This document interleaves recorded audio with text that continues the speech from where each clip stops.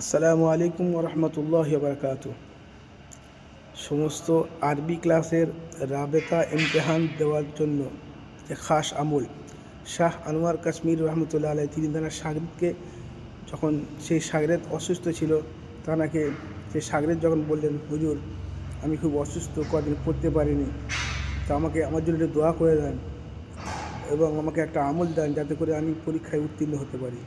তো শাহ আনোয়ার কাশ্মীর রহমতুল্লাহ আলাই তিনি এই আমল দিয়েছিলেন, যখন আরবি ক্লাসের ছাত্রদের সামনে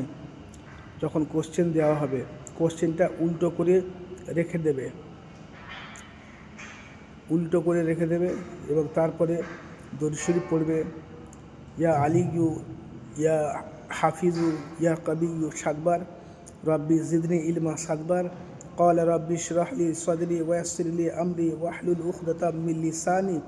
ইয়াফকাহু কওলি 7 বার পড়ে বুকে ফুঁক দিয়ে আর বিসমিল্লাহ বলে আবার কোশ্চেনটাকে সোজা করে নিয়ে লেখা চালু করবে। ইনশাআল্লাহ আমলের বদৌলতে আল্লাহ সুবহানাহু ওয়া তাআলা তাকে পরীক্ষায় উত্তীর্ণ করবে ইনশাআল্লাহ।